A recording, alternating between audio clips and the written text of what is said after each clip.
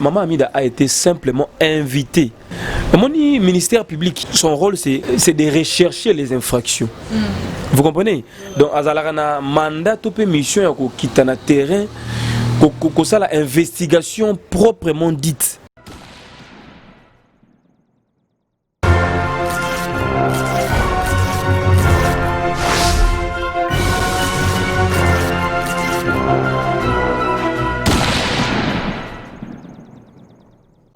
Bonjour, bonsoir très chers internautes, selon l'heure à laquelle vous nous recevez en ces moments devant vos postes téléviseurs, c'est bel et bien moi, la vôtre, votre aimable servante, la diva Mbela, la diva de la presse congolaise. Toujours là pour vous tenir informés. Merci beaucoup à Nantungi Tungi derrière la caméra, ainsi qu'à Herman Empor et le garçon Slim à la réalisation, sans oublier Malezi Boss Pichu Mangaya, ainsi qu'à Dela Nation. Merci beaucoup à vous. Mercredi 25 novembre 2020, fin de consultation annoncé par le chef de l'État. Consultation ici, la Moukola Lelo. Bon, peuple congolais s'est posé des questions belé par rapport à un message, sur la publication, sur les réseaux sociaux, sur les comptes Facebook, Twitter, il y a un regroupement politique Kili.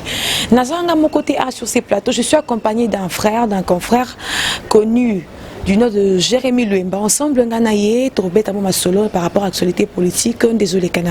Jérémy Luemba, bonjour. Bonjour, chers camarades. Je pense que Bandeo Botalabiso, tout au long de cette émission, Barrosa a deux cités. Merci pour l'invitation. Ok, d'accord. Jérémy Luemba, boni invitation, boni évolution à Congo, pardon. Bandeko Bazo Landabiso, le Bazali Bandambo, Kabana Posa Bayeba, Congo, Zokinendegeni sur le plan politique. Par rapport à Babiki, qui mouké Tozoyo, Kaba message, Tozomo, Naba post, Naba compte, Yaba Konzi Ebele. Bon, d'abord, merci pour cette première question. Je dirais que le Congo, Izotambola, n'a un même rythme. C'est-à-dire que il faut qu'on se le dise. Déjà, je vais commencer par ces phénomènes qui nous dérangent tous. Maramouyamboula. Tu vas constater qu'après chaque pluie à Kinshasa, les routes sont impraticables, dégâts matériels, morts d'hommes. Ça prouve à suffisance que la ville n'a pas été bien gouvernée, bien gérée. Dans la pomme d'abord, il y a urbanisation. Mais Barosala, Moussala, lotissement malamuté. Côté Kaba terrain, Kinko, les font une nouvelle cité, Maluku, nouvelle cité. Mais vous allez urbaniser le quartier en côté, le niveau exacté. Il y a un moment qui non soki kambu les bêtises na Kinshasa, au qu'on a bututo na tongo, mire koyaki, maman na bana bakufaki, banzela ezalité, embouteillage, ça prouve que il y a un problème. Donc surtout sur le plan social, tu verras que biloko na marché na ne kitité. Un point important, c'est qu'il y a gratuité en cinéma, au pays combattu. Jusqu'à preuve du contraire, je pense que Moutor a contredire la réalité. Tout le monde a bacal, na ba convention, ba école, ba catholique, ba lobaboué, koto, ba enseignant, ba téléma. Guerre ou na FCC cash et créer les bisous, ba nuit et belé. Donc c'est pourquoi je dis toujours que ba Jirakamboka na coalition T. Ba pouvoir ouais ba coalition, ouais ba dialogue, ça va pouvoir moro très faible parce que Moutoro kota na pouvoir na gouvernement wana pour que atala intérêt à une parti politique na et non à la population. Donc en grosso modo, je dirais que il y a encore beaucoup de problèmes, mais toujours c'est pour la mingi na volonté politique et mon amboka fachi parce qu'on allait déterminer à même Congo vers son émergence. Ok, d'accord, Jérémy Luemba, tout l'anzio na boké, biné épinglé, si j'ai mon col na sima moninga, nandengo solo balika moko que bashira kamboka na coalition te. Pour nani nité mokonzi mboka a tika na likambo na coalition parce que ya na dage mon na lingala balobaka banzoko soki bazobunda matiti nde okarapasi bitumba na bango bakonzi biso nde population tozonyoka mabiloko na wenzezo mata butu moi dollar ezo mata lokola température a muto corona tozo ebate. Mokonzi mboka zomona pasi na biso te à mettre fin à la coalition wana. Et là qu'on les autres à mettre fin à yango. Bon, pour mettre fin à cela, il y a du tout facilité parce que il y a déjà eu un accord aux allez conclu entre les deux personnalités Kabila et Tshisekedi. Des accords Justement, en politique, on dit que c'est quoi l'adage encore, les accords c'est fonds et c'est défonds. Voilà. Donc on peut faire un accord et puis tu peux défendre un coup, mais défaire un coup. Et en fait il y a une possibilité. Alors maintenant il est lié par cet accord aussi parce que il y a une majorité parlementaire. La loi dit clairement que bateau baza na majorité na parlement bango nde bakozwa majorité ya ba composant na kati ya gouvernement yango epesi si faiblesse na ndeko fachi mais la coalition est tamboli comme il fallait tout le monde ba réalité belé un premier ministre qui boude son chef de l'état voilà ba ministre pas du tout poli un parlement bras de fer na présidence donc ba réalité on a tout ça que a na consultation au talaki dès le départ de bien consultation jusqu'à ces jours journée à clôture et fin parce que les lots tous les grands leaders importants de la classe politique en Bourg qui réussi par les chefs d'État bapé si point de vue na bango bapé si makanisi na bango tous allez espérer que na fin ba 6 oyo tel que si le lot le chef de l'État est appelé à nous donner nous population congolaise un compte rendu voilà. Après compte rendu et vous allez suivi d'une je peux dire mise en place, il y a des décisions. Même pas cela, il faut maintenant à communiquer des nouvelles décisions où il y a besoin. Voilà. Comment est-ce que le pays sera orienté et dirigé dans les prochains jours? Ce qui majorité et aux alaka ya Kabila parce qu'il faut nommer un informateur ou dégager nouvelle majorité au sein de l'Assemblée nationale. Ce qui Kabila a gardé majorité c'est vrai, mais il faut quand même une mise à jour par rapport au prochain gouvernement. Oui. Avec un peu qu'on détecter Batomalam ou Bazana volontaire au servir Mboka. Un nouveau premier ministre a un impact sur la population. Parce que l'actuel, on ne le sent pas. Oui. Il n'est pas sur terrain. Il n'accompagne pas réellement, pas, on peut dire religieusement, oui, la vision du chef de l'État. Alors il faut Moutou Aza apte, Azali actif. Na réalité à l'eau et puis na vision pour que Congo aime Kakobima Liboulou parce que d'après tout le maire perdant restera le chef de l'État. Exactement. Déjà presque 2 ans finissant. Maintenant toujours compte la 3e année. 4e année à bilan. Topé à l'élection. Il dira quoi à la population? Voilà. Donc il faut Mokonamboka Téléma comme un véritable combattant, comme un véritable patron. On n'a qu'un seul chef de l'État, c'est lui le président Fachi. Déjà également il faut profiter pour que nous expliquer les Camboyo. Tout le monde a depuis un certain temps, ça bouge dans toutes les lignes. Bah militaire bazoya, bah mindele bazoya, bah occidentaux bazoya, pour mettre un peu, pour apaiser les esprits. Au moins, il y a des délégations qui ne sont pas Fachi, qui sont pas faibles. C'est-à-dire que ça sent mauvais. La température n'est pas bonne. Au moins, il y a autour des feux dernièrement. Oui, oui. Hier aussi, à Kibomango, il y a armes lourdes. Oui, il y a un cadre d'exercice. Justement. Mais les gens se posent des questions. Pourquoi il y a un qu'on attend? Problème nini. Pourquoi il y a un avion? Vous comprenez? Oui. Donc, peut-être ma Bézali, mais on ne souhaite pas. Nous voulons que tous ces leaders-là, hein, en fait, bataille d'intérêt à la population, c'est le plus important. Ok, d'accord, moi Namboka, Jérémy Luemba, toujours encadré avec la consultation chef de l'État aussi, là, qui bon Mukola Lelo. Tout le monde, chef de l'État, qui va sort, parti boye, musicien, comédien, couche, yambi bango. Mais tout le monde, il y a FCC précisément. Pour FCC, c'est un regroupement politique. Hein? Justement. Mais il y a parti politique PPRD. Il y a une invitation à chef de l'État. Bango va considérer la humiliation. Pour le chef de l'État, il y a un sous-caté. Bango va le collaborateur, un partenaire, bon, je dirais que partenaire privilégié à Zate. Ils ont massoula banamboka. Et tant que banda qui bande quoi FCC va bouda qui yango. Bah ça qui yango chanté et ça nous concerne pas. Bah on va côté qui retraite politique. Na Némi et consort. Na Safari Beach bien dit. Donc bah na bango partie prenante c'était. Maintenant à la fin pour harmoniser bah esprit, harmoniser bah idée, bah réflexion, il fallait quand même bah toutes les couches. toutes les plateformes, tous les partis politiques ont balancé qui invitation na ba retardataire, y compris la FCC. Donc ce qui peut perdre une consultation ce n'est pas une première.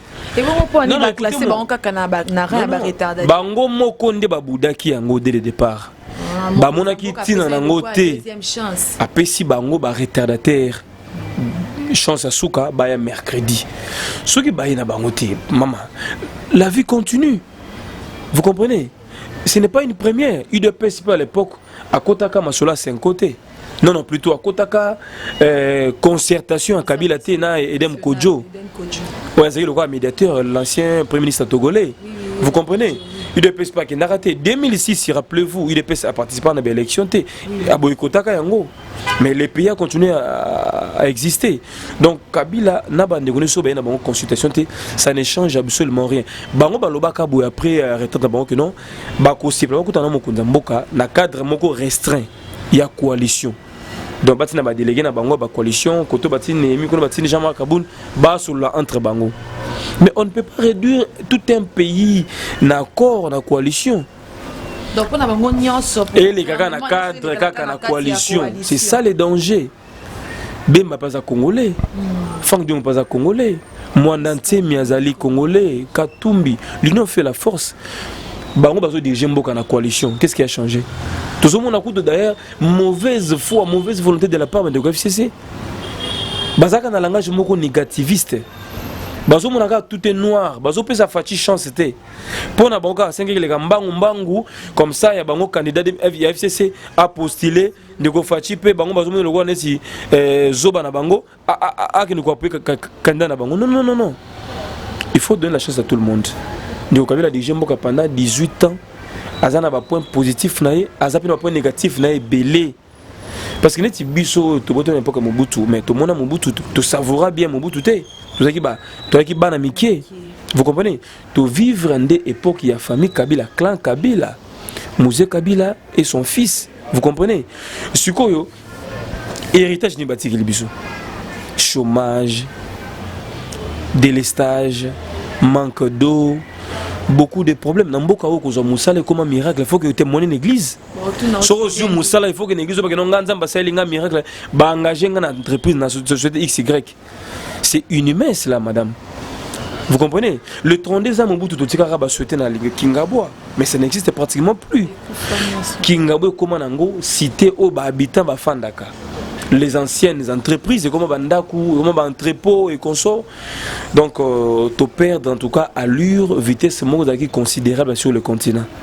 Bah pays où à Kala, on a même peu d'égalité, bah avant ça. Bah doubla biso, bah Turquie, bah Afrique du Sud, bah Éthiopie, bah Canada, à l'époque d'ailleurs, bah colonisateur, tout ça il a même train de vie. Mais aujourd'hui, Congolais en a vité. Déjà pour prendre le petit déjeuner le matin, c'est un miracle. Il faut défalir pas, il faut que nous relouquons. Pourquoi? Donc tu comprends que tout ce qui si mamakasi, tout reculé mingi, Moussala na Congo et puis actuellement cette grande couche de la population est jeune. Sur 100% du peuple congolais, la majorité, au moins 70% sont des jeunes, mais qui ne travaillent pas dans les chômages. Moi, j'ai grandi à Lingwala. Beaucoup de nos frères, amis, collègues Yakala, et bien opération Likofi. Vous comprenez parce que d'abord encadré, le pays ne fait rien pour la jeunesse. Il n'y a pas un planning pour la jeunesse, il n'y a pas une vision claire. Politique et jeunesse, c'est ça. Donc, ce que nous avons réussir, parce qu'on a été si dur envers nous-mêmes. Cette rigueur-là, il s'agit que le tour m'a même battu. Vous comprenez? Ce qui, au cas moi, légèreté, c'est fini. Il n'y a pas de boulot, il faut créer. L'entrepreneuriat demande aussi les moyens. FPI ou Abisso, Fonds de promotion industrielle, où ils allaient censés, selon la loi Congo, et appuyer et subventionner l'intelligence à la jeunesse, entrepreneuriat, PME, petites et moyennes entreprises, mais ça l'a raté. Ce qui na FPI au ministre a défaki mbongo, député a défaki mbongo, mais vous avez déjà na mbongo, vous avez na mapango aussi bobongi. Bino bon ce biso petit peuple. Torodé Faradkan. Vous comprenez? Donc la situation semble être sombre. Il y a un moment où Konzamboka Sikafachi a une lourde responsabilité. Une grande mission de tout changer. Mais cela ne peut pas se faire en un clin d'œil. Il faut du temps. Il faut qu'on cata les anciens systèmes. Il faut qu'on déloger politique à Kala. Il faut déboulonner les systèmes. Il y a corruption et tout ça. En tout cas, chance dans la jeunesse. Même consultation, s'il faudrait maintenant remanier un prochain gouvernement, tout le monde attend au moins 25% en jeunesse. Les mêmes noms qui ne fait que revenir. Les mêmes familles. Quelqu'un a dit que le Congo est géré par 300 familles. Seulement 300 familles au Yébani. Famille Kabila, Bemba, Bakatumbi, famille. Kaka les mêmes noms, on a famille au Kalbaki Sombe, Kaka Bangonde, Bazonga, Kaka. D'où on doit se poser une question. C'est un problème spirituel ou comment? Vous comprenez? Donc il y a beaucoup de choses à dire. Je crois que le lot les choses en place. Bah, vous avez la chance, vous avez un ministre, un PDG, ça là pour l'intérêt de la population. Et non pour la famille politique na bango, na famille biologique na bango. C'est ça les grands problèmes pour le Congo. Ok, d'accord, merci beaucoup, mon amboka Jérémy Lomba, très clair dans ma réponse na yo. Tozonga moi mon kesi mana procès 100 jours. Avant de continuer l'actualité, mon amboka Vital Kamerhe état santé na eza vraiment mabe makasi. Victime d'un malaise, Mkola Lobby, Azo Senga va évacuer pour avoir soins médicaux ailleurs. A Roki Manaïta au Kende ko avoir soins. Bon, les Kambango Boni Boso Pimelaye va soins médicaux. Bazo Pimelaye parce que moi je ne gère pas. Bon, toutefois, je dirais ceci, les Kambango Vital Kamerhe, c'est un humain, hein? Il peut tomber malade, et ça n'a pas logique. Problème respiratoire. Problème respiratoire, mais on a Massaroute. Boni procès à Massaroute, Massaro bela raté, Kamerhe. Si Kamerhe j'ai poussé Massaro zano le quoi. Bon, on a évité, so bela, mais quand même, azapé moutouté, maman. Moutozo bela, premier moutema, respiration, mais c'est qu'il est pratiquement mourant. Pour payer demander vie à moutou. Ce qui peut me cueillir, c'est fini. Alors, benga expert à la matière, docteur, spécialiste à la matière, nous consulter. S'il faut faire un appel à médecin à l'étranger, il y a caméra de l'argent. Vous comprenez? Non, au moni likambo to bengi dossier judiciaire, ils ont rappelé un principe qu'il faut respecter. On n'évacue pas les gens, un bon matin se réveille, évacuer. Non, non, il faut quand même prendre soin d'un dossier en haut, investigation, la PK, gravité à l'Ikambo. Est-ce que ça nécessite justement hébergement quelque part pour que balan délaye ou bien il faut à l'étranger, même à l'étranger. Tant que déjà caméra a la possibilité de faire appel à un avocat étranger à Kinshasa. Et là on est dans un pour que médecin va soigner. Il a l'argent, il a les moyens. Il a les moyens qu'il faut. Ndenga benga ki avocat français wana ayaki wana batalika na top Congo na RFI. C'était une française. Oui, bon, excusez-moi, une française entre guillemets. Ndenga ayaki tout ça pour que s'imprégner dans le dossier. Mais il peut aussi faire appel à un médecin étranger. Au lieu à Koufabo parce que l'état congolais que les mawate. Abenga bango baya sur terrain, bati na HG za et consort, balandeli ba diagnostiquer batala. Si ça nécessite réellement makambo ya ko évacuer, donc voilà, c'est comme ça, c'est ce que je peux dire. Mais bakanga bango ebele musu babela raté, azali na problème ya santé depuis kala. Oui, azaki na problème ya santé depuis kala. Aza muto souhaiter ma bien muto, toko souhaiter malheur ya muto, te so azobela réellement, batali kamuna pas souci, c'est très important. Mais il paraît pe ba outu ko évacuer. Il paraît. Oui, vers un centre de santé à Kinshasa. Mais d'autres disent que à quel banda mboka. Toutefois, et Masola Kamer ezarana ba spéculation belé et bandaki liboso que non, il n'est plus à Kinshasa, il est à l'étranger. Donc moi je me réserve. Oh azana nganda, oh il est chez lui à la maison. Moi je me réserve qu'azana poto, mais ce que j'ai lu quelque part, il paraît qu'il a été évacué dans un centre de santé de Kinshasa. Donc c'est encore à vérifier s'il est à l'étranger. Ok, d'accord, toujours encadrant avec la famille Kamere, Madame Amida Chature Kamere, elle a été interpellée sous son parquet à Gombe. Toujours dans le cadre de dossier 100 jours ou bien un dossier Moussous. Mais certainement, bon, il a aussi d'autres dossiers. Hein. Potoki, il paraît avocat n'a épée. Oui, son avocat. Avocat n'a un greffier à parquet près de la cour. Présentement, tu es au Bazan à Makala, prison centrale à Makala. Bazan Mapé, donc sous mandat d'arrêt provisoire. Et, en fait, maman m'a remboursé bien beaucoup. Usage de faux usage de faux. On a ma document, ma sola, document plus, hein. Donc les photos, les photos qu'on a captées, c'était quoi en réalité pour que saisir ces deux juristes. C'est très important. Mais Maman Amida a été simplement invitée. Parce que je suivi les courriers. Mais Maman Ezali contrôle était. Mon ministère public. Azali, rôle des Aline, son rôle c'est de rechercher les infractions. Vous comprenez? Donc, Azalana mandat ou mission qui est en terrain, ça la investigation proprement dite. Hein, s'il y a la clameur publique et tout ça, c'est ça le rôle du ministère public. Koyeba, Kobenga, Koyoka. Hein, ça information, à noter à ça la PV, à côté na hiérarchie. Donc, étant bon, Maman Amida, comme pensent les autres, elle n'est pas arrêtée, elle n'est pas mise à l'écart, elle est bel et bien libre, mais elle a été invitée. Na parquet il y a Gombe, na cour d'appel à Gombe. Donc voilà, c'était ça l'information concernant famille Kamere. Ok, d'accord. Maman libande la famille Kamere to zonga bongo na président Félix Antoine Tshisekedi Tshilombo to sepela kia babeto beti maboko passeport ekiti $99.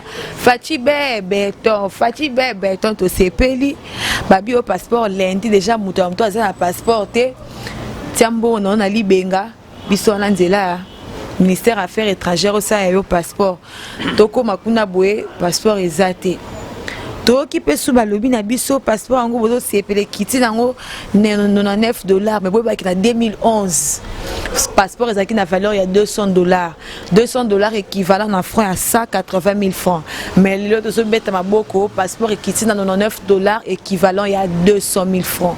Qui trompe qui? Bon, d'abord, je voulais dire une chose, parce que mon pouvoir en Negofati est allé vraiment menacé. Dans un bateau, bateau fan, dans un laboratoire, hein, spéculer négativement dans l'endroit chef de l'État, il faut salir l'action, il faut salir vision, motivation, détermination. C'est ce que nous sommes en train de condamner. Fati, c'est d'abord un Congolais, digne fils de ces pays. Quelqu'un qu'on a connu comme combattant, comme militant UDPS, comme diaspora aussi, a eu chance comme on a beaucoup dit. Comme on dit, hein, les chrétiens disent que toute autorité vient de Dieu.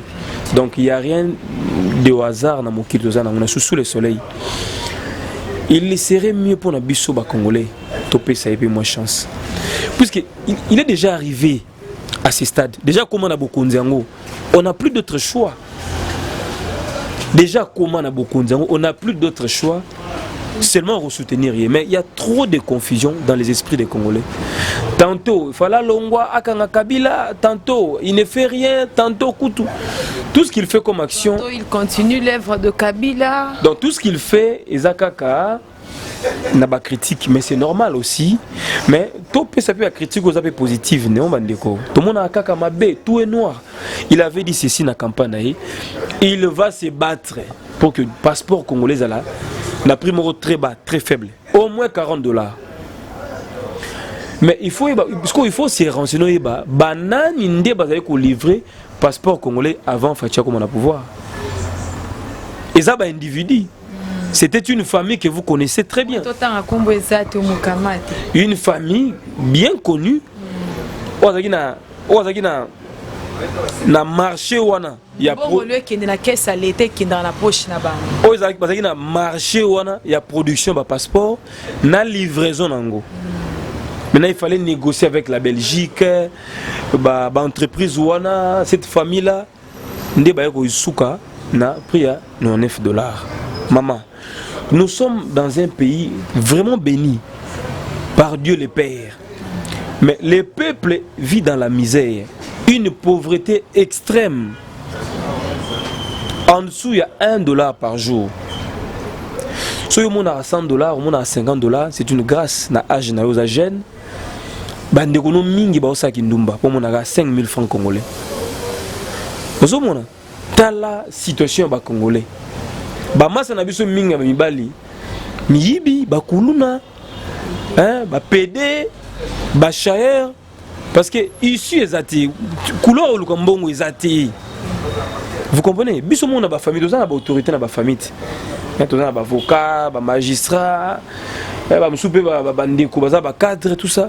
Mais à quoi engager na yoté? Ce type là préfère engager membre na bango ya parti politique que yonde konayi. Parce qu'il y a un compte à rendre dans la parti politique. Voilà. Donc, l'entreprise est comme un parti politique. Les partis politiques et prendre le pays en otage. Il y a une multiplicité de partis politiques. Au-delà de 4000 partis politiques qui ne font absolument rien. Ils ont trouvé une solution pour les Congolais. Les mouvement citoyen, mouvement des jeunes, collectif des jeunes, ASBL, vous comprenez? Donc, politique est comme le seul moyen européen Samutu vit et au tombe la Mutu na Congo. Non. Tout les mabiso jeunesse, tout revendiquer droit na biso. Moi, je décourage beaucoup de jeunes parce que dans la partie politique, dans l'oyengi, dans la divagation, on vous exploite. Ceux qui marchent dans votre meeting à l'Ebinosima, peuple, quel peuple vous parlez? Quel peuple? Vous comprenez? Donc, tout ça n'a pas ça, Makambo changé et bon wama positivement. Un changement positif dans le Congo pour que Batoba se retrouve. Ok, d'accord, merci beaucoup mon amboka Jérémy Luemba, tout comme nous avons sur émission. Mot de la fin pour quelques dédicaces dans Bato Bazoa Kilibakou et Rolanda. D'abord, merci pour cette invitation. Je crois que c'est la première, mais à la dernière fois. Je tiens à remercier la hiérarchie de cette grande chaîne Cléboa Télévision que j'ai connue il y a longtemps. À l'époque, moi aussi j'ai rêvé de travailler dans Cléboa. Vraiment. À l'époque, il y a Équilibre Télévision. Le Équilibre Télévision est comment et je rends grâce à mon Dieu parce que j'ai la chance de moi aussi na poto assumbelo matériel à kabelo sa la chaîne. Ngana bunda na mutoki nanga. Sans soutien, sans appui, mais à kakana moi 2-3 vrais nanga au bazina bato bazina confiance nanga baidanga. Là je n'oublierai jamais Maître Siza Soukama, puissance à Mikili. Maître Siza Soukama, mon vieux de tous les temps, de tous les jours. Lemon Toufou Muzingi, chef coutumier à Paris. Claude Bila, déjà a atterri lobby jeudi na Kinshasa. Il y a mon Atlanta, les grands pétroliers, Honoré Mounian en États-Unis, grand prêtre, héritier pour ma grand Kissimbi Nzambe Aero. Héritier pour ma grand Kissimbi Nzambe Aero. Merci encore une fois à toutes les grandes dames. Notre sponsor officiel, Julie Appela, appellation bien contrôlée des chairwomen, maman sociale depuis Londres. Maman Julie Appela, merci pour tout. Merci à tous mes conseillers. Koko Nyungu, elle chante au Mwaka de Kimbanteke na Paris. Et ainsi que Bandeko Moussou, Maître Lopeta, na Lisbonne, Bandeko Maroc, Bandeko Tunisie, un peu partout, Bolinga Équilibre Télévision avec Jérémy Luemba, le renard du désert. Beaucoup Banarota Labisso, beau partager l'émission, beau s'abonner encore une fois massivement. Je crois que l'année 2021, nous allons fournir encore d'efforts pour que tout est bon sous l'écolo. Merci Ming na diaspora, nous surtout balinga ramboka, bon l'embâter, bon investir, bon créer misala pour les Congolais. En tout cas, ça chauffe en tout cas. Ok, d'accord, merci beaucoup. Nabido na sobozo ki bakwa kolanda biso na se joindre na malobande konanga lobby yo soza libanda mboko mona moi 50 francs moi 100 francs ou là on peut ça ba misien ba yembara auto bote la ba misien copte ma créer moi loro moko pour bande kono bazwa kane fils que gagne pain parce que là ça va très mal, le pays va mal bande kona bino bande kona biso ba congolais bazonyo kama pour na omela le petit déjeuner na tongo faut defa lipa au defa foufou des fois en tout cas bino ba bozana ba mbongo vous êtes makamba kosala nango venez investir dans votre pays et rosala bien. Merci beaucoup à Maledi Boss Pichu Mangaya parce que elle aussi a créé peu moi emploi na c'est grâce à Cléboa que Bolanda biso boy, c'est grâce à Cléboa que la fin du mois nous touchons quand même notre salaire. Mais biso tout même biso peut créer ba massa sous emploi. Les femmes bazana bana ba au travailler. On n'a pas beaucoup mais le peu que nous gagnons c'est les gestes qui comptent. Voilà. Donc, le mouton téléngana sala moboulou, akoma mendiante, il faut azala na mois. Place n'est pas rémunérée chaque fin du mois, c'est très très important. En tout cas, bateau batala rabiso, bateau basutna rabiso, bateau bazana na motema, bako bana oede biso, atana matériel, moi micro, moi caméra, moi machine. Qu'on contribue ça pour savoir plus. Je crois que tu as un équilibre télévision. Merci Mingi. Merci beaucoup en tout cas. C'est ce qu'on avait comme message pour nous lancer dans la diaspora. Merci de nous tungi tungi na sima caméra et merci nayo Armand Emporio na sima na réalisation pardon. Merci à la Lady Boss Pichu Manga ainsi qu'à de la nation. Merci à mes partenaires, merci à mes frères, le boss Aridi Kaombo, l'homme de la Fondation FAC. Merci beaucoup à toi. Merci au président Steve Mboui, l'homme orange, le président de Equator Group. Big dédicace à toi mon président. Merci beaucoup à tout le monde. Je vous retrouve prochainement avec un autre numéro. Surtout n'oubliez pas de vous abonner, de partager, de liker nos émissions. Bye bye, je vous retrouve prochainement.